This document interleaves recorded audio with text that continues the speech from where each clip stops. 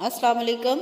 غسل کے دوران مدینہ کی ایک عورت نے مردہ عورت کی ران پر ہاتھ رکھتے ہوئے یہ الفاظ کہے کہ اس عورت کے فلاں مرد کے ساتھ ناجائز تعلقات تھے۔ بس یہ بات کہنا تھا کہ اللہ تعالیٰ نے اپنی ڈھیل دی ہوئی رسی کھینچ دی۔ اس عورت کا انتقال مدینہ کی ایک بستی میں ہوا تھا اور غسل کے دوران جو ہی غسل دینے والی عورت نے درجہ بالا الفاظ کہے تو اس کا ہاتھ میت کی ران کے ساتھ چپک گیا۔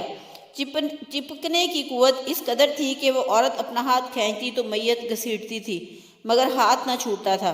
جنازے کا وقت قریب آ رہا تھا، اس کا ہاتھ میت کے ساتھ چپک چکا تھا اور بے حد کوشش کے باوجود جدا نہیں ہو رہا تھا۔ تمام عورتوں نے اس کے ہاتھ کو پکڑ کر کھینچا، مروڑا، غرض جو ممکن تھا کیا، مگر سب بے سود رہا۔ دن گزرا، رات ہوئی، دوسرا دن گزرا، پھر رات ہوئی، پھر ویسا ہی تھا۔ میت سے بدبو آنے لگی اور اس کے پاس ٹھہرنا بیٹھنا مشکل ہو گیا۔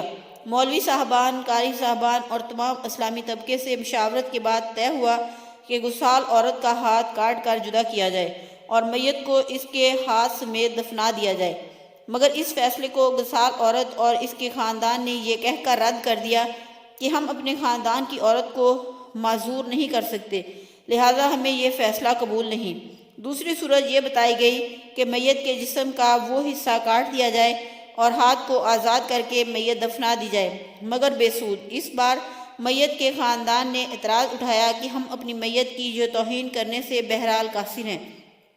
اس دور میں امام مالک قاضی تھے۔ بات امام مالک تک پہنچائی گئی کہ اس کیس کا فیصلہ کیا جائے۔ امام مالک اس گھر پہنچے اور صورتحال بھانپ کر گسال عورت سے سوال کیا، اے عورت، کیا تم نے غسل کے دوران اس میت کے بارے میں کوئی بات کہی؟ گسال عورت نے سارا قصہ امام مالک کو سنایا اور بتایا کہ اس نے غسل کے دوران باقی عورتوں کو کہا کہ اس عورت کے فلاں مرد کے ساتھ ناجائز تعلقات تھے۔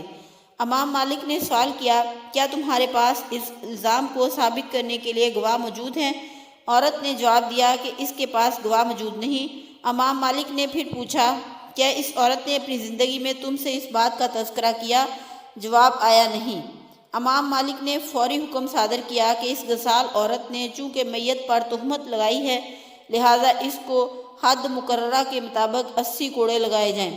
حکم کی تعمیل کی گئی اور 70 بھی نہیں، 75 بھی نہیں، 79 بھی نہیں، پورے 80 کوڑے مارنے کے بعد اس عورت کا ہاتھ میت سے الگ ہوا۔ آج ہم تہمت لگاتے وقت ذرا بھی نہیں سوچتے، استغفر اللہ۔